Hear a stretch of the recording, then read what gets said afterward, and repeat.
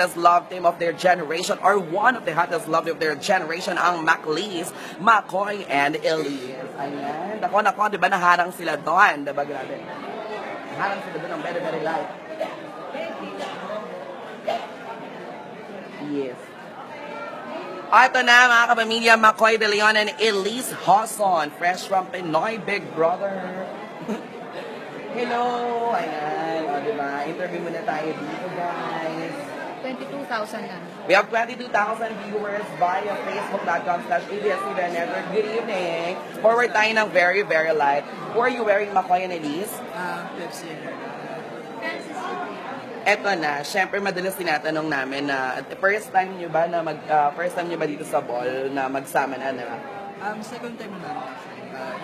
Yung first time namin, last year. Yun kami. For me, first time na super close. So dati nagkasama na kayo sa Star Magic Ball. Paano ka in-invite ni McCoy? Actually, sa mommy ko po siya dumiretso din. And then, nung night ko na lang po nalaman na siya pala yung partner ko. Parang gano'n. Yun, nag-paying close lang ako. Then siya lang kasi kilala ko din. Di ba kung gano'n kilala siya sa Magic. And then siya yung... Tawaran doon, tumayag. Thank you so much, McCoy and Elise, mga kapamilya.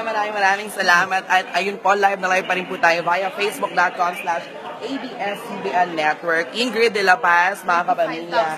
Right now, we have 25,000 viewers. Hi, Ingrid. Who are you wearing? Pink Cristobal. And why are you alone tonight? Kaya naman ako laging date eh. Laging solo.